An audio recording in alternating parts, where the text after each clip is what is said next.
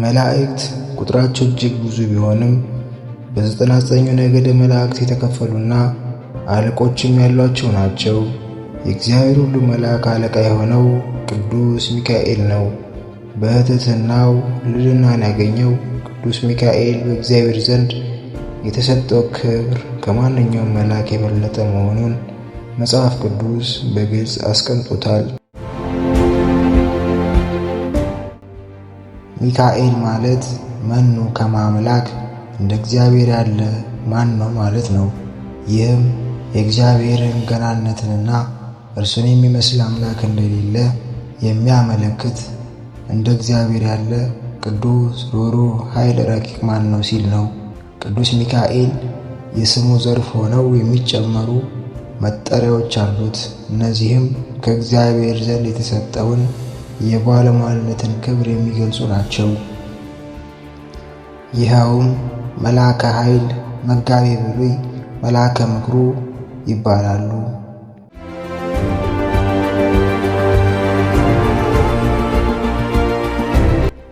መልአከ ኃይል የተባለው እግዚአብሔር በእሱ አማካኝነት ታላላቅ ሥራዎችን በመስራት ኃይሉን ስለገለጸ ዲያብሎስን ከነሰራዊቱ ስላሸነፈ ነው። መጋቤ ብሉይ የተባለበት ምክንያት በብሉይ ኪዳን ውስጥ ከእግዚአብሔር እየተላላከ ብዙ ታላላቅ ሥራዎችን የሠራ በመሆኑ ነው።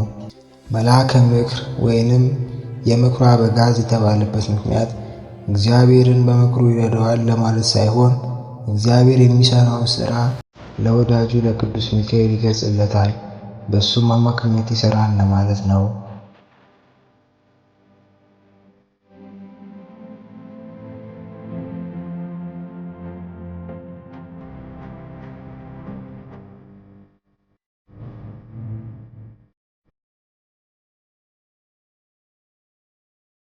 በመጽሐፍ ቅዱስ ውስጥ ቅዱስ ሚካኤል ለማንም ያልተሰጠ እጅግ ታላቅ የሆነ ክብር እንደተሰጠው ተጽፎ እናገኛለን። ይኸውም በዕለተ ምጽአት ጌታችን ቅዱሳን መላእክትን አስከትሎ በክበበ ትስብእት በግርማ መለኮት በሚመጣበት ጊዜ ከእግዚአብሔር ዘንድ በሙታን ላይ ሥልጣን የተሰጠው ለዚሁ ለኃያሉ መልአክ ለቅዱስ ሚካኤል ነው። ይህንንም ቅዱስ ጳውሎስ በሚገባ ገልጾታል። እነሆ አንድ ምስጢር እናገራለሁ፣ እነሆ አንድ ምስጢር እነግራችኋለሁ። ሁላችን አናንቀላፋም፣ ነገር ግን የኋለኛው መለከት ሲነፋ ሁላችን በድንገት በቅጽበተ ዓይን እንለወጣለን። መለከት ይነፋል፣ ሙታንም የማይበሰብሱ ሆነው ይነሳሉ፣ እኛም እንለወጣለን ይላል። ከዚህም ጋር በተጨማሪ በጌታ ቃል የምላችሁ ይህ ነውና እኛ ሕያዋን ሆነን ጌታ እስኪመጣ ድረስ የምንቀር ያንቀላፉትን አንቀድምም። ጌታ ራሱ በትእዛዝ በመላእክትም አለቃ ድምፅ በእግዚአብሔር መለከት ከሰማይ ይወርዳልና በክርስቶስ የሞቱ አስቀድመው ይነሳሉ በማለት በዕለተ ምጽአት ይህን ያህል ክብርና ጌትነት እንደሚሰጠው ገልጾልናል።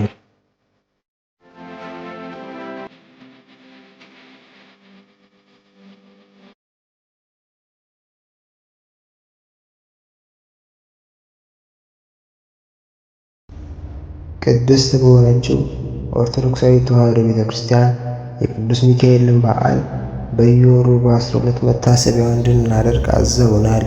ይህንንም ያልቻለ በዓመት 4 አበይት በዓላትን ከቀዝቃዛ ጽዋ ውሃ ጀምሮ እንደተቻለ ማስከር ይገባል። እነዚህም ኅዳር 12 ቀን፣ ሰኔ 12 ቀን፣ ከዚያም ነሐሴ 12 ቀን እና ታኅሳስ 12 ቀን ናቸው። ከሁሉም የሚበልጠው ታላቅ በዓሉ ኅዳር 12 ነው። በዚህም ዕለት እግዚአብሔር በሰማይ ካሉ ሁሉ በላይ አድርጎ ሾመው።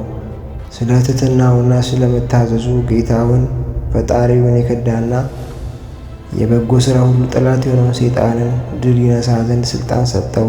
በዚህ ዕለት እንዲሁ ከላይ እንደተገለጸው ቅዱስ ሚካኤል በታላቅ ክብር ሆኖ በንጉሥ ጭፍራ አምሳል ለነዌ ልጅ ለኢያሱ የታየበት ዕለት ነው። በቅዳሴያችን ተውቦ ምሕረት ለሚካኤል ምሕረት ተሰጠው ይላል። ነቢዩ ሄኖክም ምሕረት ለሚካኤል መሰጠቱን ገልጿል። ትሕትናውን፣ ታዛዥነቱን አስረድቷል።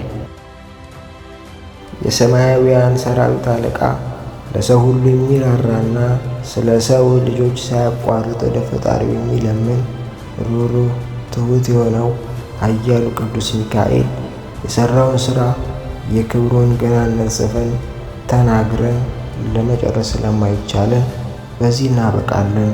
ጸሎትና በረከቱ ተረዳይነቱ በሀገራችንና ሕዝባችን ይጠብቅልን ለዘላለሙ አሜን።